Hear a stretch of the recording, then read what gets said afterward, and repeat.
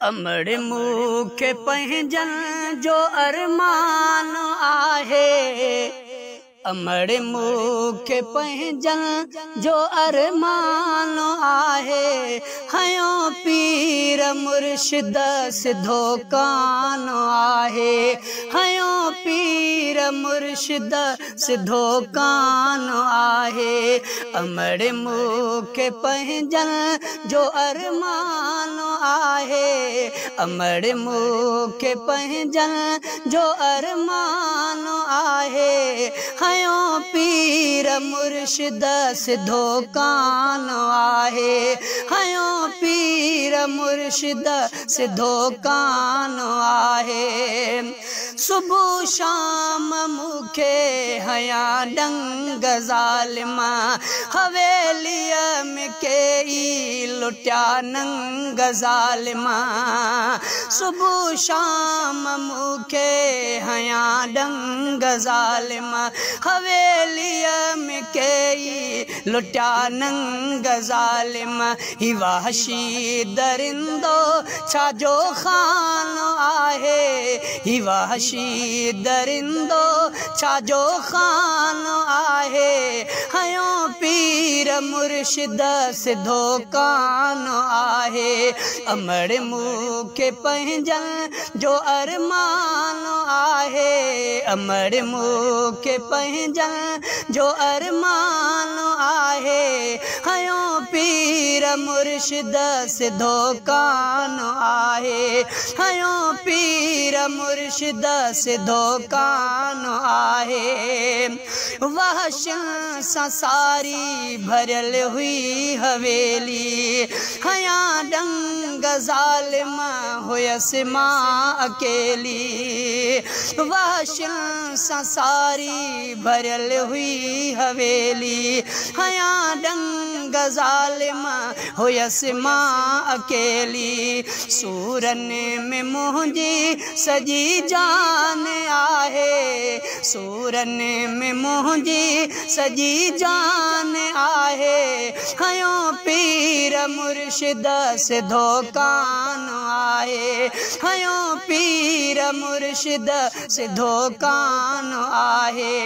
अमड़ मूंखे पंहिंजन जो अरमान आहे। हयो पीर मुर्शिद सिधो कान आहे। हयो पीर मुर्शिद सिधो कान आहे। हवेलीअ में ज़ालिम जल्लाद आहिनि। नियाणियुनि सां जेके कंदा ॾाढो आहिनि।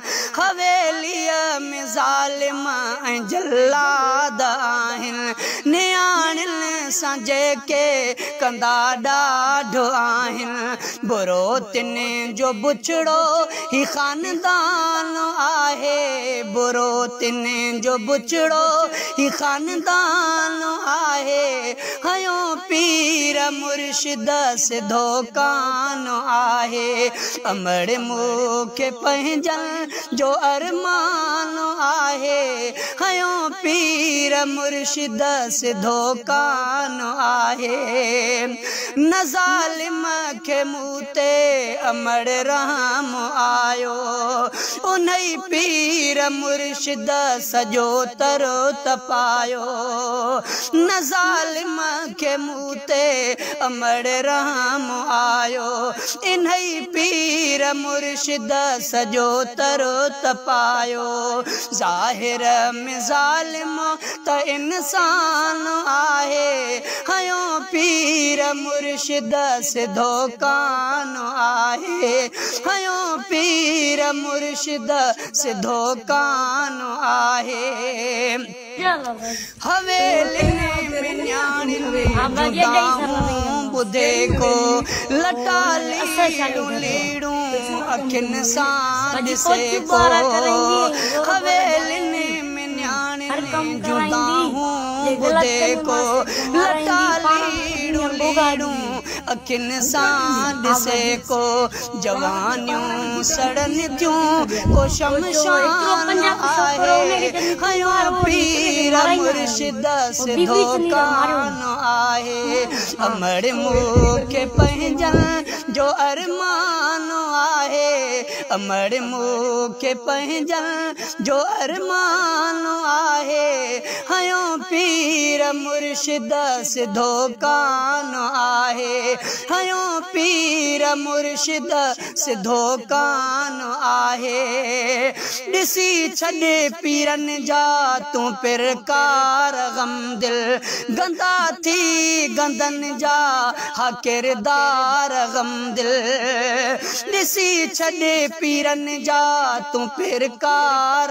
गम दिल गंदा थी गंदन जा हा किरदार गम दिल लजी थी शर्म खां पियो शैतान आहे लजी थी शर्म खां पियो शैतान आहे हयो पीर मुर्शिद सिधो कान आहे अमड़ मूंखे पंहिंजन जो अरमान आहे अमड़ मूंखे पंहिंजन जो अरमान आहे हयो पीर मुर्शिद सिधो कान आहे हयो पीर मुर्शिद सिधो कान आहे।